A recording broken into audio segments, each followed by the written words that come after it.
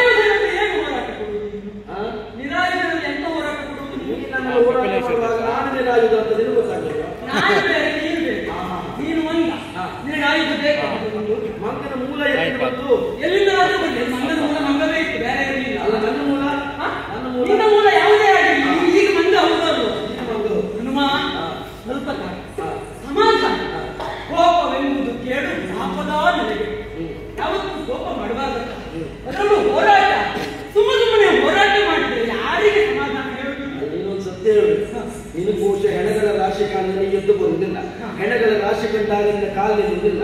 ನೀನು ತಾಂಡವ ನಾಟ್ಯದಲ್ಲಿ ತಲ್ಲೀನನಾಗಿರುವಾಗ ಇಲ್ಲಿ ಇಷ್ಟು ಸೇನೆಗಳಿದ್ದಂತ ಹೆಣಗಳನ್ನು ಕಂಡಾಗ ನಿನಗೆ ನಾಟ್ಯ ಮಾಡಬೇಕು ನಿನ್ನನ್ನು ಸ್ವಲ್ಪ ಸಮಾಧಾನ ಮಾಡಬೇಕು. ನನ್ನ ಮಾವನ ಹೆಣ ಉಂಟು, ನಿನ್ನ ಭಾವಂದಿರ ಹೆಣ ಉಂಟು, ಈ ಕಡೆ ಶತ್ರುಘ್ನನದ್ದು ಉಂಟು. ಅದಲ್ಲ ವಿಷಯ. ಹನುಮ ಹೋಗಲಿ, ಹೋರಾಟವನ್ನೇ ಕೊಡುವಂತ ನೋಡಿದ್ರೆ ಹೋರಾಟದ ಗುರಿ ಗೆಲುವಾಗಬೇಕು. ಗೆಲುವಾಗಲಿ ಸೋಲಾಗಲಿ ನಿರ್ಣಯ ಆಗುತ್ತದೋ? ಖಂಡಿತ ಇಲ್ಲ. ಎಷ್ಟು ಕಾಲ ಆಯ್ತು ನಾವು ಹೋರಾಟ ಪ್ರಾರಂಭ ಮಾಡಿ, ಇನ್ನು 1000 ವರ್ಷಗಳೇ ಹೆಣಗಾಡಿದ್ರು ಸಹ ಖಂಡಿತ ನಮ್ಮಿರುವಲ್ಲಿ ಯಾರಿಗೋ ಒಬ್ಬರಿಗೆ ಜಯ ಸಿಗುವುದಿಲ್ಲ. ಹಾಗಾಗಿ ಏನ್ ಮಾಡುದು? ಏನ್ ಮಾಡ್ಬೇಕು? ಒಂದು ಸ್ವಲ್ಪ ಸಂಧಾನ ಮಾಡಿಕೊಳ್ಳು, ಆಗ ಮುರಿದು ಬಿದ್ದದ್ದನ್ನು ಈಗ ಸರಿ ಮಾಡು.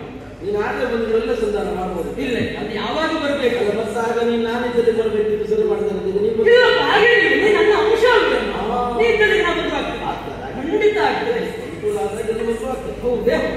ಹಾಗಾಗಿ ಇವನು ಅನುಕೂಲ ಮಾಡಿಕೊಳ್ಳುವ. ನಿನ್ನದಾದಂತಹ ಪರಾಕ್ರಮವನ್ನು ಮೆಚ್ಚಿ ನಾನೊಂದು ವರವನ್ನು ಕೊಡ್ತೇನೆ, ನೀ ಪಡೆದುಕೋ. ಅಲ್ಲಿಗೆ ಸಂಗ್ರಾಮ ನಿಲ್ಲಿಸಿ ಮುಂದುವರಿ.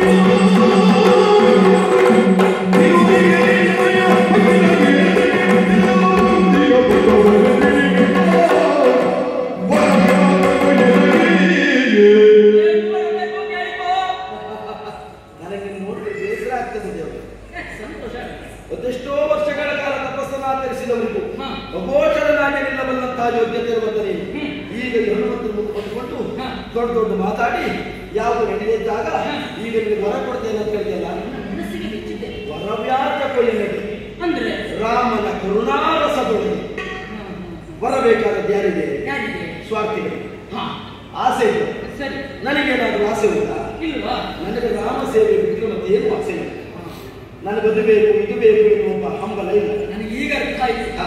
ರಾಮ ತನ್ನ ಸೇನೆಯಲ್ಲಿ ಯಾಕೆ ಬ್ರಹ್ಮಚಾರಿಗಳನ್ನೇ ಹೆಚ್ಚಿಕೊಂಡಿದ್ದಾನೆ ಅಂತ.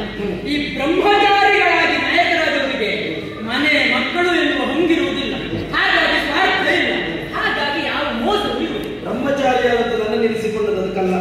ಚಪಲಚಿತ್ತರಾದಂತ ನಮ್ಮ ಚಿತ್ತವೆನ್ನುವುದು ಒಂದು ಕಡೆಗೆ ಓಲೆ ವಾಲದೈತ ಹಾಗೆ ಮಾಡಿ ಒಂದು ಕಡೆಗೆ ಸ್ಥಿರವಾಗಿ ನಿಲ್ಲಿಸಿದ ಸ್ಥಿರ ಬುದ್ಧಿಯ ರಾಮನನ್ನು ಕಂಡು ನಾವೆಲ್ಲರೂ ಒಪ್ಪಿಕೊಂಡವರಿದ್ದೇವೆ. ಹೆಚ್ಚೇನು ಸ್ಥಿರಚರಾಗಿ ಪ್ರಾಣಿ ಹೃದಯದವರು ಕೂಡ ರಾಮನನ್ನು ಒಪ್ಪಿಕೊಂಡವರಿದ್ದಾರೆ. ರಾಮನ ಕರುಣೆಯ ಅನುಗ್ರಹವಿರುವಾಗ, ರಾಮನಾಮದ ಬಲವಿರುವಾಗ ನನಗೆ ಇನ್ನು ವರ ನಿನಗೆ ಬೇಡದೇ ಇರಬಹುದು, ಆದರೆ ನನ್ನ ಪರಿಸ್ಥಿತಿ ಸ್ವಲ್ಪ ಆಲೋಚನೆ ಮಾಡಿ. ಖಂಡಿತ ದೈವತ್ವ ಇರುವಲ್ಲಿ ಯಾವುದೇ ಒಂದು ವಿಷಯ ಸುಳ್ಳಾಗಬಾರದು. ಈಗ ಕೊಡ್ತೇನೆ ಈಗ ಕೊಡದೆ ಹೋದ್ರೆ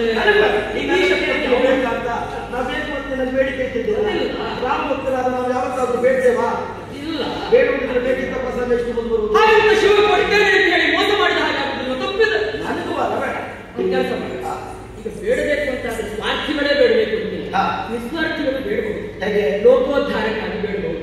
ಬೇಡ, ನಿನ್ನ ಮೆಚ್ಚಿನ ರಾಮನಿಗಾಗಿ ಬೇಡು. ರಾಮ ರಾಮ ರಾಮ ಇಲ್ಲ, ಅಷ್ಟೊತ್ತೆಲ್ಲ ನಾನು ಮುಂದುವರಿಸುವುದಿಲ್ಲ. ಬಹಳ ಬೇಗ ನಿನ್ನ ವರ ತಗೊಂಡು ನಾನು ದ್ರೋಣಾಚಾರಕ್ಕೆ ಹೋಗಿ ಬರ್ತೇನೆ.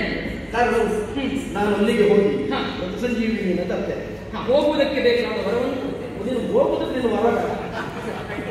ನಾನು ಹೋಗುವುದಕ್ಕೆ ಇಲ್ಲಿವರೆಗೆ ಬರಲಿಕ್ಕೆ ನಿನ್ನ ವರ ಇರ್ತದೆ. ಕೊಡಬೇಕಲ್ಲ, ಇರಬೇಕು. ನಾನು ಹೋಗಿ ಬರುವಲ್ಲಿ ಇವರೆಗೆ ಮರಳಿ ಬರುವುದಕ್ಕೆ ಹೊರಡಿಲ್ಲ. ಗೊತ್ತಾಗುದಿಲ್ಲ. ನಾನು ಹೋಗಿ ಬರ್ತೇನೆ. ನಾನು ಬರುವಲ್ಲಿವರೆಗೆ ನೀನು ಇಲ್ಲೇ ಇಟ್ಟರೆ ಸಾಕು. ಅದೇ ಬರ ಅಂದ್ರೆ ಅರ್ಥ ಆಗಲಿಲ್ಲ ನನಗೆ. ಇಲ್ಲಿದ್ದವ್ರನ್ನೆಲ್ಲ ಕಾಯ್ತಾ ಇದ್ರೆ ಸಾಕು. ಅಂದ್ರೆ ಹೆಣಕಾಯಿ ತೊಂದರೆ ಸ್ಮಶಾನವಾಸಿ ಅಲ್ವಾ? ನಾನು ಅದೇ ಕೆಲಸ ಮಾಡ್ತೇನೆ. ಅದಕ್ಕೆ ಒಂದ್ಸರಿ ಜ್ಞಾನೋದಯ ಆಗ್ತದೆ, ಒಂದೊಂದ್ಸರಿ ಒಪ್ಕೊಳ್ಳುದಿಲ್ಲ. ಅದು ಪ್ರಸಂಗ ಆಗ್ತದೆ.